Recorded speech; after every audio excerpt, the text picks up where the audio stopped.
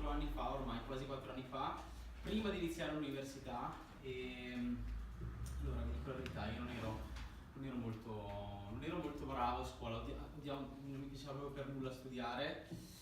Iniziare l'università è stato un qualcosa di molto challenging. Translate. Sfidante. Non rende l'idea.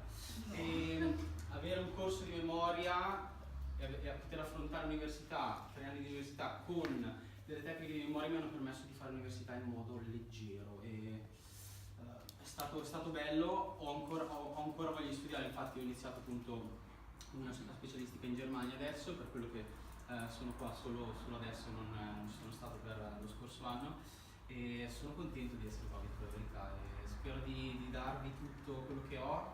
Io dico sempre sfruttateci, perché abbiamo un pochettino più di esperienza, perché abbiamo un po' di anni, diciamo, ci lavoriamo da qualche anno. C'è tanto, io dico sempre una cosa, ci penso sempre a questa cosa.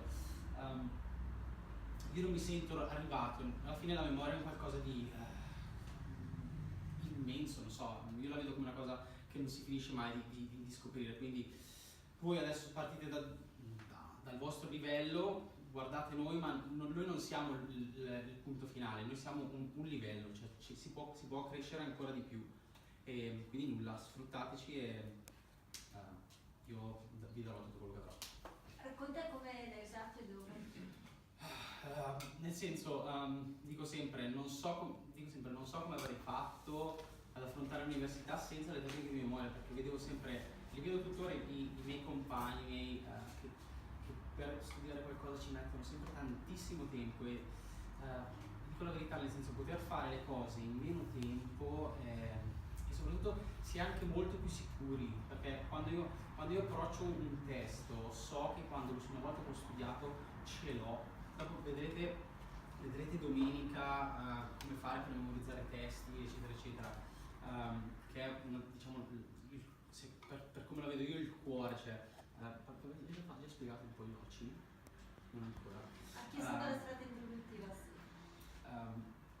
Vi daremo tante tecniche, dopo ognuno le applicherà sulle cose che più vi interessano.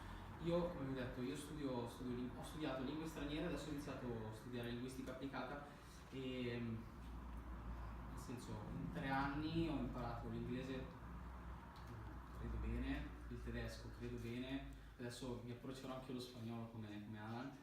Tu metti che io vorrei impararlo, ma possiamo ragionarci un po' domenica, e nulla, come vi ho già detto, sfruttateci.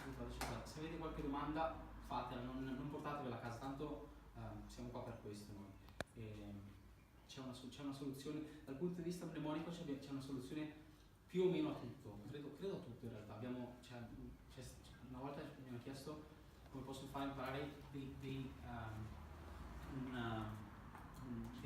passi di danza, e uno dice come faccio con delle tecniche di memoria queste tecniche qua si possono veramente applicare a tutto, cioè al momento non ho ancora trovato un